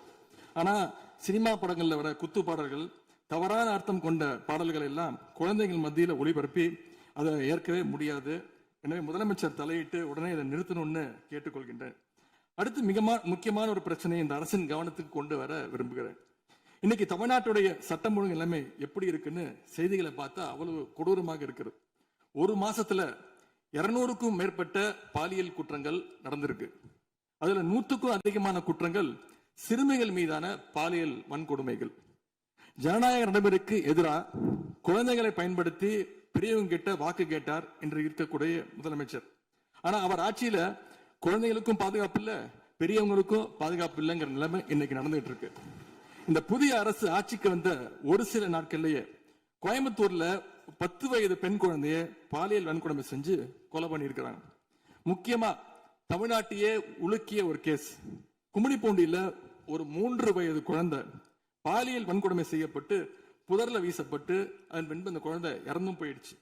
இந்த சம்பவத்துக்கு நீதி கேட்டு அங்க இருக்கக்கூடிய மக்கள்லாம் போராட்டத்துல இறங்கிட்டாங்க. கோயம்புத்தூர்லயும் சரி, கும்மிடிப்பூண்டிலையும் சரி, 2 சம்பவத்திலையுமே மரணமடைஞ்ச குழந்தைகளுடைய உடலை பெற்றோர்கிட்ட முறையா கொடுக்காம வேற இடத்துல காவல்துறை மூலமாகவே அடக்கம் பண்ணியிருக்கிறாங்க. இதையெல்லாம் பார்க்கிறப்போ நாம இன்னைக்கு தமிழ்நாட்டில் தான் இருக்கிறோமா, இல்ல உத்தரப்பிரதேசம், மத்திய பிரதேசம் மாதிரி வடநாட்டில் இருக்கோமான்னு எங்களுக்கு சந்தேகம் வருது. சிங்கப்பெண் படைன்னு ஒரு திட்டத்தை முதலமைச்சர் அவர்கள் தொடங்கினார். அந்த திட்டம் வந்த அடுத்த நாளே காவல்துறை சேர்ந்த ஒரு பொண்ணுக்கு 3 பேர் பாலியல் தொல்லை கொடுத்திருக்கிறாங்க.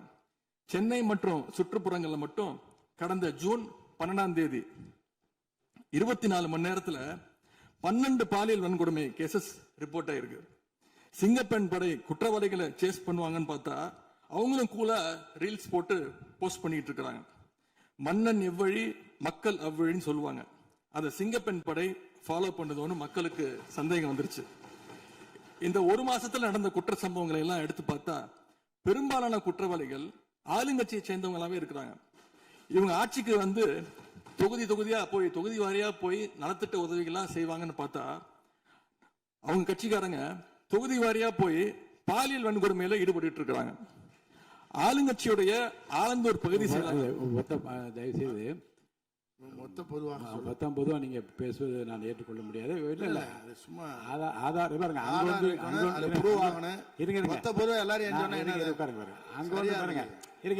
உட்காருங்க. இல்லைங்க, அங்கொன்று இருங்க. அங்கொன்றும் இங்கொன்றுமாக சில நிகழ்வுகள் நடந்திருந்து அதில் ஆளுங்கட்சி இருந்திருந்தால் கூட மாண்பு முதலமைச்சர் நடவடிக்கை எடுத்துட்டு செய்தியில் வந்து கொண்டுதான் இருக்கு. நான் பத்திரிகையில் பார்க்கிறேன். அதனால் வந்து குறிப்பிட்டு இந்த இடத்தில் இந்த கட்சிக்காரர் என்று நீங்கள் பெயர் குறிப்பிட்டு பேசினா அதை ஏற்றுக்கொள்வதை எனக்கு ஆட்சேபனை இல்லை. பொதுவாக பேசுவதை தவிர்க்க வேண்டுகிறேன். அவை குறிப்பிட்டு அது மட்டும் நீக்கப்படுகிறது. ஆளுங்கட்சியுடைய ஆலந்தூர் பகுதி செயலாளர் பேர் குறிப்பிட்டு சொல்றேன். கணவரால் கைவிடப்பட்ட ஒரு பெண்ணுக்கு ஆலந்தூர் பகுதி செயலாளர் கணவரால் கைவிடப்பட்ட ஒரு பெண்ணுக்கு பண உதவி செய்யறேன்னு சொல்லி அவங்க பாலியல் ரீதியா துன்புறுத்த முயற்சி பண்ணியிருக்கிறார். சேலத்துல இன்னொரு பொள்ளாச்சி சம்பவம் மாதிரி ஆளுங்கட்சி ஆதரவாளரான மணிகண்டன் என்னும் நபர் 50க்கும் அதிகமான பெண்களை பாலியல் வன்கொடுமைக்கு ஆளாக்கியிருக்கிறார். திருவாரூர்ல ஆளுங்கட்சியுடைய திருத்துறைப்பூண்டி ஒன்றிய செயலாளர் கல்லூரி மாணவியை ஈவ்டீசிங் பண்ணி இப்ப கம்பி எண்ணிட்டு இருக்கிறார். இது எல்லாத்துக்கும் மேல ஒரு கொடுமை, தூத்துக்குடியில ஆளுங்கட்சியை சேர்ந்த ஒரு அப்பாவி பெண்ணை 2 ஆளுங்கட்சி ஆட்கள் கார்ல அழைச்சிட்டு போய் மயக்க மருந்து கொடுத்து கூட்டு பாலியல் வன்கொடுமை கேங் ரேப் பண்ணியிருக்காங்க. இந்த சம்பவத்தை பத்தி பேசின பாதிக்கப்பட்ட பெண் திருவைகுண்டம் சட்டமன்ற உறுப்பினர் திரு சரவணன் சொல்லிதான் அழைத்து செல்லப்பட்டதாக டிவியில பேட்டி கொடுத்திருக்கிறாங்க. எல்லா மேலிடத்துக்கு தெரியும் அப்படின்னு பாதிக்கப்பட்ட பெண் பேட்டி கொடுத்திருக்கிறாங்க. யார் அந்த மேலிடம் அப்படின்னு இன்னைக்கு மக்கள் கேட்க ஆரம்பிச்சிருக்கிறாங்க. தனக்கு நேர்ந்த கொடுமையை ஆளுங்கட்சியினுடைய அமைச்சர்கள் 2ஆம் கட்ட 3ஆம் கட்ட தலைவர்கள் கிட்ட சொன்னதாகவும் பாதிக்கப்பட்ட பெண் இன்னைக்கு சொல்லியிருக்கிறாங்க. ஆனா நடந்தது என்ன? யார் தப்பு பண்ணாலும் நடவடிக்கை எடுக்க தயங்க மாட்டேன்னு சொன்னார் நம்முடைய முதலமைச்சர். ஆனா இந்த சம்பவத்துல குற்றம் சாட்டப்பட்டுள்ள சட்டமன்ற உறுப்பினர் மேல என்ன நடவடிக்கை எடுத்தாங்கன்னு தெரியல. அதுக்கு மாறா பாதிக்கப்பட்ட பெண்ணை கட்சியிலிருந்து நீக்கி இருக்கீங்க. இதுக்கு பேர் தான் மாற்றமா? இதுக்கு பேர் தான் தூய சக்தியா அப்படின்னு மக்கள் கேட்கிறாங்க. முதலமைச்சர் அவர்களே, மாண்பு பேரவைத் தலைவர் அவர்களே, நம்முடைய முதலமைச்சர் அவர்கள் 6 மாசம் டைம் எடுத்துட்டு வந்து சட்டம் ஒழுங்கை நிலைநாட்டுற வரைக்கும் நாங்க காத்துக்கிட்டு இருக்க முடியாது, நாடும் தாங்காது. இதை பத்தி கேள்வி எழுப்பினா கூட காவல்துறைக்கு பொறுப்பு வைக்கக்கூடிய முதலமைச்சர் எதுவும் பேச மாட்டேங்கிறார். To remain silent in the face of evil is itself evil அப்படின்னு ஒரு பழமொழி உண்டு. அது யாருக்கு பொருந்ததோ இல்லையோ இந்த அரசுக்கு சரியாக பொருந்தது. ஆகவே முதல் வேலையா சட்டம் ஒழுங்கை காப்பாற்றுறதுக்கு முக்கியத்துவம் கொடுத்து இந்த அரசு நடவடிக்கை எடுக்கணும்னு கேட்டுக்கொள்கிறேன். மாண்புமிகு எதிர்கட்சி தலைவர் அவர்கள் ஆளுநர் உரைக்கு நன்றி தெரிவித்து ஆளுநர் உரை பற்றி பேசுவார் என்று உங்களைப் போல நான் ஆர்வமாக எதிர்பார்த்து கொண்டிருக்கிறேன். ஆதாரம் இல்லாமல் குற்றச்சாட்டுகளை தவிர்க்க வேண்டும் என்று நான் கேட்டிருக்கிறேன். நீங்கள் கொடுத்திருக்கிற அந்த ஆதாரங்களை எல்லாம் உன்னிப்பாக மாண்புமிகு முதலமைச்சர் கவனித்துக் கொண்டுதான் இருக்கிறார், குறிப்பீடு எடுத்துக் கொண்டிருக்கிறார். அவர் நாளை உங்களுக்கென்று நமக்கென்று அவர் பதிலளிக்கவும் காத்திருக்கிறார். எனவே வந்து பொதுவாக குற்றச்சாட்டுகளை கூறுவதை விடுத்துவிட்டு நேரடியாக விவாதத்திற்கு வரும்போது மாண்புமிகு பொதுப்பணித்துறை அமைச்சர்கள் பதில் சொன்ன பிறகு நான் சொல்கிறேன். பொதுப்பணித்துறை அமைச்சர் அவர்கள். மாண்புமிகு பேரவைத் தலைவர்களே, உறுதியாக சட்டமன்ற உறுப்பினர்கள் எதிர்க்கட்சி தலைவருடைய அனைத்து கருத்துகளுக்கும் மாண்புமிகு முதலமைச்சர் அவர்கள் நாளைக்கு பதில் சொல்ல போறாரு. அதற்கு முன்பு ஒரே ஒரு குறிப்பு. ஏன்னா போன ஆட்சியில துணை முதலமைச்சரா வந்து எதிர்க்கட்சி தலைவர் இருந்தாரு. அவருக்கு ஒரு பதிவு பண்றேன். வேணாலும் இதை இந்த அவை முடிந்த பிறகு அவரே ஆராய்ந்து சொல்லட்டும். As per the NCRP report for 2024, the number of the crimes against children reported in the state increased by the more than 40% in 2024, with 10,046 cases registered compared to 6,968 cases in 2023. அன்றைக்கு திராவிட முன்னேற்ற கழகத்துடைய முதலமைச்சராக இருந்த திரு மு க ஸ்டாலின் அவர்களுடைய ஆட்சியில், நீங்கள் டெப்டி சிஎம்மாக இருந்த ஆட்சியில் 2023 இருந்து 2024க்குள் ஒரு வருடத்தில் 40% போஸ்கோ ஆக்ட், அதாவது குழந்தைகளுக்கு பாதிப்பு ஏற்பட்டது. யாரோட அறிக்கைன்னா என்சிஆர்பி. இதற்கு முக்கிய காரணம் ட்ரக்ஸ். 6 வருடங்களுக்கு முன்பு ட்ரக்ஸ் தமிழ்நாட்டில் கிடையாது, இது எல்லோருக்கும் தெரியும். ஆனால் இந்த 5 வருடத்தில் ட்ரக்ஸுக்கான பிரச்சனைகளை எத்தனை முறை ரிவ்யூ மீட்டிங் போட்டு சரி செய்யப்பட்டது. அன்று டெப்டி சிஎம் இருந்தவர் இந்த 40% கிட்டத்தட்ட 6,968 இருந்து 10,046 காசா இன்க்ரீஸ் ஆயிருக்கு. உங்களுடைய ஆட்சியில எந்த நேரத்தில் டெப்டி சிஎம் இருந்து இந்த போஸ்கோ வழக்குகளை நீங்கள் ரிவ்யூ மீட்டிங் பண்ணி குறைச்சீர்கள்? நாங்கள் இந்த 40 நாள்ல கடுமையாக ரிஃபார்ம்ஸ் பண்ணிட்டு இருக்காரு எங்களுடைய முதலமைச்சர். ஒட்டுமொத்த காவல்துறை ரிஃபார்ம்ஸ் ஒர்க் நடந்துட்டு இருக்கு. அதுல சிங்கப்படைன்னு ஒரு கேலி கிண்டல் பேசுற மாதிரி பேசிட்டு இருக்கீங்க. அதுக்கான ரிஃபார்ம்ஸ் பண்றதுக்கு என்ன டைமோ அந்த டைம் எடுத்துட்டு ஒர்க் பண்ணிட்டு இருக்கோம். காவல்துறையுடைய ஒட்டுமொத்த ட்ரக்ஸ் இஷ்யூ வந்து கடந்த 5 வருடங்களாக நீங்க சரி செய்யல. அந்த ட்ரக்ஸ் எதிர்கொள்றவங்க தான் ரேப் பண்ணப்படுறாங்க. நீங்க சொல்றீங்க தமிழக வெற்றி கழகத்தோட ஆளுங்கட்சின்னு. திராவிட முன்னேற்ற கழகத்துல எத்தனை பேர் வந்து 2 வயசு குழந்தைகளை வந்து ரேப் பண்ண திராவிட முன்னேற்ற கழகம் ஆதாரம் இல்லாம நீங்களும் ஆதாரம் இல்லாம சொல்லக்கூடாது. ஆதாரம் இருக்கு. பேரை சொல்லுங்க, ஊரை சொல்லுங்க, எந்த வழக்கு போலீஸ் ஸ்டேஷன் சொல்லுங்க. ஆதாரம் நீங்க சொல்லக்கூடாது. பேரவைத் தலைவர்களே, ஆதாரத்தை நாளைக்கே நான் சப்மிட் பண்றேன். நாளைக்கே சப்மிட் பண்றோம். அதாவது நாங்கள் பதிவு பண்ணுவது, நாங்கள் என்ன இல்ல நான் பேசி முடிச்சிடுறேன். நாங்க பேசி முடிச்சிடுறோம். அதுக்கப்புறம் கருத்து சொல்ல. அதாவது ஒரு கட்சியில நான் பேசி முடிச்சிடுறேன். ஒரு கட்சியில கோடான கோடி மெம்பர்ஸ் இருப்பாங்க. 1 கோடி பேர், அவங்க 2 கோடி பேர் சொல்லுவாங்க. நாங்க அது மாதிரி 1 கோடி பேர் 2 கோடி பேர் சொல்லுவோம். அதுல சில பேர் செய்யக்கூடிய தவறுகளை உடனடியாக கவனித்து வரும் பொழுது யார் யாரெல்லாம் தவிர உடனடியாக கைது செய்யப்பட்டிருக்காங்க. இது திமுக, அதிமுக மித்த கட்சி பிரச்சனைகள் கிடையாது. எந்த நபர் தவறு செய்தாலும் கட்சியின் அடிப்படையில் எந்த சட்டம் ஒழுங்கு கிடையாது. எங்களுடைய மாண்புமிகு முதலமைச்சருடைய தலைமையில் சட்டம் ஒழுங்கு நேர்மையான முறையில் மாற்றப்பட்டிருக்கு, கட்சிக்கு அப்பாற்பட்டு. இதை நாங்கள் பதிவு செய்கிறோம். அதனால மாண்புமிகு துணை முதலமைச்சர் அவர்கள் எந்த அளவுக்கு போஸ்கோ கேஸும் ட்ரக்ஸோட இஷ்யூஸும் 2021-26 அதிகமாகிறத உங்களுடைய ஆய்வை நீங்கள் மேற்கொள்ளுங்கள், எழுதி வைத்துக் கொள்ளுங்கள். 6 மாதத்துக்குள் சட்டம் ஒழுங்கு இந்தியாவில் எந்த அளவிற்கு ஒரு உதாரணமாக இருக்குமோ பெண் பாதுகாப்புக்கும் குழந்தைகள் பாதுகாப்புக்கும் ஒரு நேர்மையான ஆட்சியை எங்கள் தலைவர் கொடுப்பாருங்க. நாங்கள் பதிவு பண்றோம். மாண்புமிகு எதிர்க்கட்சி தலைவர் அவர்கள் சொல்லிட்டேங்க. சொல்லியாச்சு, ஏற்கனவே சொல்லியாச்சு.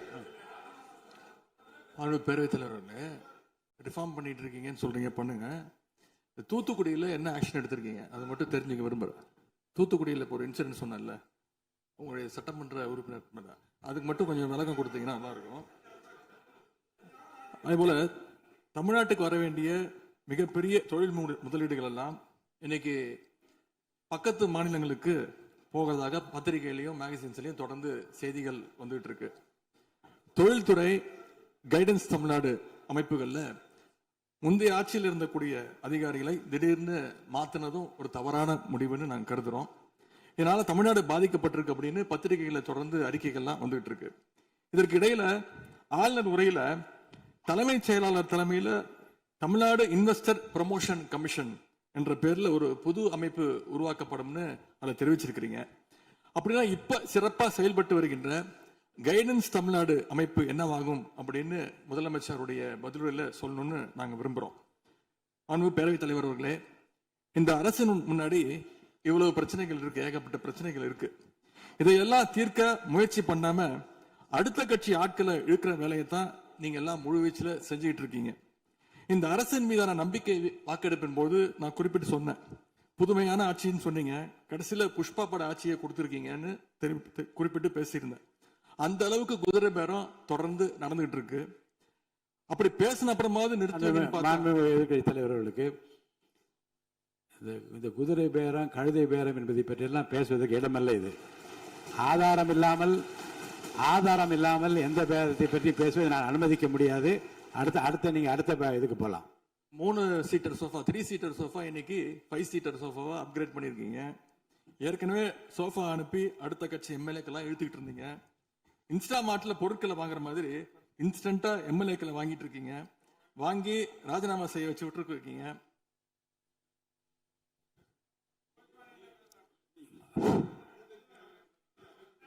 இல்ல நான் என்ன சொல்றேன், எந்த பேரத்தையும் பற்றி இங்க பேச அனுமதி கிடையாதுன்னு தான் நான் சொல்றேன். நீங்க உதாரணம் சொல்லி நீங்க திடீர்னு எடுத்தோடனே குதிரை பேரன்னு சொல்லுவது, அப்புறம் இன்னொரு பேரம் என்று சொல்லி மாண்புமிகு உறுப்பினர் வந்து சோஃபான்னு சொல்றாரு. நான் என்ன சொல்றேன்னா, எதையும் சொல்லுவதற்கு இந்த அவைக்கு உரிமை உண்டு. ஆனால் சொல்லுவதிலே உண்மை இருக்க வேண்டும். உண்மைக்கு மாறான தகவல்களுக்கு இங்க இடமில்லை. ஏன்னா அர்த்தம் இருக்குல்ல. அப்ப நீங்க ஏதோ ஒரு அர்த்தம் உள்நோக்கத்தோடு சொல்லப்படுற நீங்க சோஃபா இந்த சோஃபா என்று சொல்வதற்கு நீங்க ஒரு உள்ளர்த்தத்தோடு ஒரு வார்த்தையை சொல்லுகின்றீர்கள், நகைத்தும் கொள்ளுகிறீர்கள். அப்ப மக்கள் அதை பற்றி என்ன நினைப்பார்கள்? சற்று விளக்கமாக பாருங்க. ஆதாரம் இல்லாமல் சொல்லப்படுகிற எந்த வார்த்தைக்கும் எந்த குறிப்புக்கும் இங்க இடமில்லை. மாண்புமிகு எதிர்க்கட்சி தலைவர், நீங்க தொடர்ந்து பேசலாம். ஊழல் சக்தின்னு சொல்லிட்டு அதே எம்எல்ஏக்களுக்கு இன்னைக்கு ஒரு மச்சத்தை மட்டும் வச்சுட்டு இன்னைக்கு தூய சக்தியா நீங்க மாத்திட்டீங்க. அதனால எங்களுடைய தலைவர் சமீபத்தில் சொன்னாரு, தீர்ந்து போன சக்திகள்கிட்ட திருடுற அளவுக்கு காஞ்சி போன சக்தியா இன்னைக்கு இந்த ஆட்சியாளர்கள் இருக்கிறாங்க.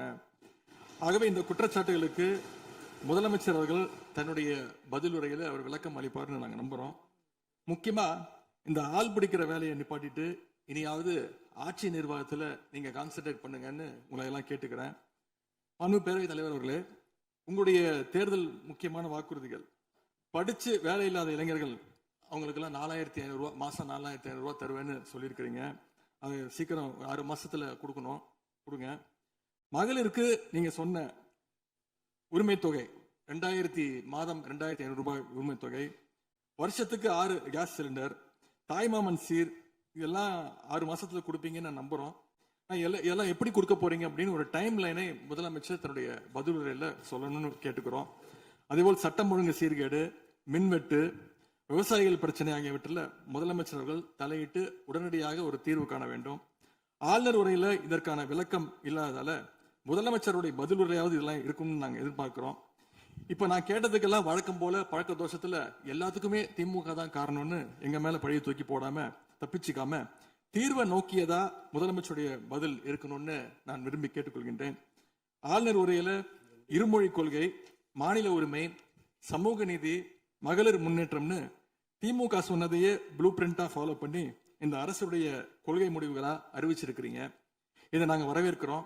மற்றபடி ஆளுநர் உரையில தமிழ்நாட்டுடைய வளர்ச்சிக்கான ரோடு மேப் எதுவும் இல்லைன்னு கூறிக்கொண்டு முழுக்க முதலமைச்சருடைய புகழுரையாகத்தான் இந்த ஆளுநரை அமைஞ்சிருக்குன்னு சொல்லி வாய்ப்புக்கு நன்றி கூறி விடைபெறுகின்றேன். நன்றி, வணக்கம்.